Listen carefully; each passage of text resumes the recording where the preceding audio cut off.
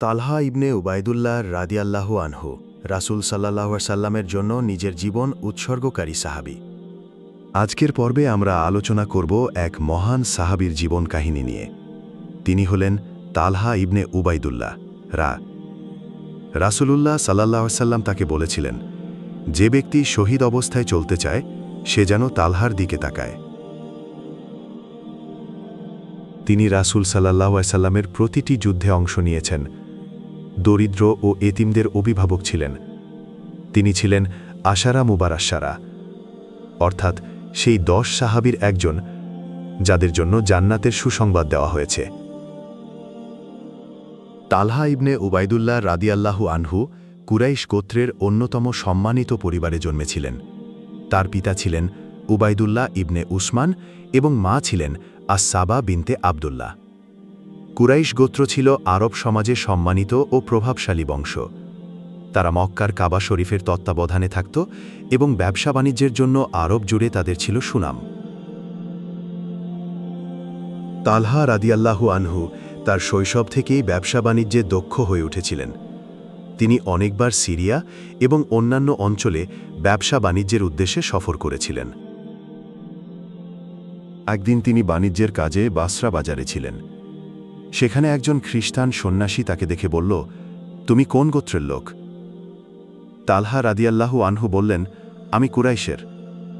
সন্ন্যাসী বলল, মক্কায় শীঘ্রই এক নবী আসবেন, যিনি ইব্রাহিম আলাইহির দ্বীন পুনঃপ্রতিষ্ঠা করবেন। তিনি হবেন শেষ নবী। তুমি যদি পারো তার প্রতি ঈমান আনবে। এই ভবিষ্যবাণী তালহার হৃদয়ে গভীর প্রভাব ফেলেছিল। মক্কায় ফিরে আসার পর তিনি জানতে পারলেন নবী করিম সাল্লাল্লাহু আলাইহি ওয়াসাল্লাম ঘোষণা করেছেন। তিনি দেরি না করে আবু বকর সিদ্দিক রাদিয়াল্লাহু আনহুর মাধ্যমে ইসলাম গ্রহণ করেন।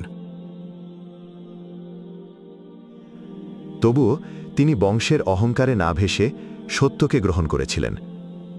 আসলে বংশমর্যাদা নয়, বরং আল্লাহর পথে ত্যাগী মানুষকে মহান করে তোলে।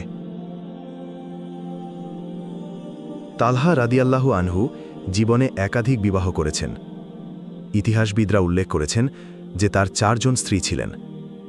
তাদের মধ্যে উল্লেখযোগ্য হামনা বিনতে জাশ নবী করিম সাল্লাল্লাহু আলাইহি সাল্লামের সাহাবী আবদুল্লাহ ইবনে জাশ এর বোন, এবং উম্মুল মুমিনিন জায়নাব বিনতে জাশ এর বোন, উম্মে কুলসুম বিনতে আবু বকর সিদ্দিক খলিফা আবু বকর সিদ্দিক এর কন্যা।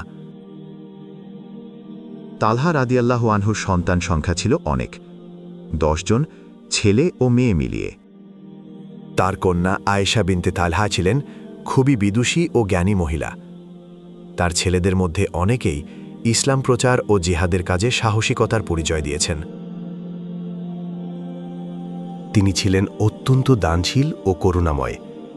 দরিদ্রদের সাহায্য করতে কখনো কার্পণ্য করতেন না। নিজের সম্পদ আল্লাহর রাস্তায় অকাতরে ব্যয় করতেন। তার বীরত্বের সবচেয়ে বড় ঘটনা ঘটেছিল উহুদের যুদ্ধে। যখন মুসলিম বাহিনী দুর্বল হয়ে পড়ল, রাসূল সাল্লাল্লাহু আলাইহি সাল্লামকে শহীদ করার জন্য এগিয়ে আসে। তখন তালহা রাদিয়াল্লাহু আনহুকে রাসূল সাল্লাল্লাহু আলাইহি সাল্লামের সামনে ঢাল করান। তিনি তার হাত দিয়ে আঘাত ঠেকাতে গিয়ে গুরুতর জখম হন। তার শরীরে 40-এরও বেশি আঘাতের চিহ্ন ছিল। এক হাতে স্থায়ীভাবে পঙ্গু হয়ে যান।